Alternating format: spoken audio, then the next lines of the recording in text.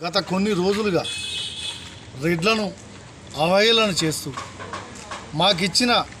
కేంద్ర ప్రభుత్వం ఇచ్చిన ఈడబ్ల్యూఎస్ 10% రిజర్వేషన్లను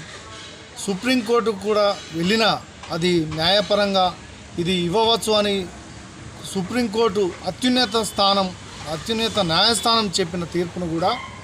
అవహేళన చేస్తూ కించపరుస్తూ ఈరోజు తీన్మార్ మల్లన్న మా పేద రెడ్ల యొక్క బతుకులను నాశనం చేస్తూ రెడ్లి జాతిని మొత్తం అవహేళన చేస్తున్న తీన్మార్ మల్లన్నపై వెంటనే చట్టరీత్యా తగు చర్యలు తీసుకోవాలని ఈరోజు పోచారం పోలీస్ స్టేషన్ గట్కేసర్ మండల్ మేడ్చల్ మల్కాజ్గిరి జిల్లాలో ఈరోజు మేము వినతి పత్రము అది ఫిర్యాదు కూడా చేసినాం. అదేవిధంగా ఈయన ఇప్పుడు ఏమంటున్నాడంటే రెడ్ల ఓట్లు నాకు అవసరం లేదు, బీసీలు వేస్తేనే ఆయనకి ఇంకా బీసీ ఓట్లు మిగిలిపోతాయట. మరి గత ఎన్నికల్లో పోయిన ఎమ్మెల్సీ ఎలక్షన్లో నువ్వు రెడ్ల ఓట్లు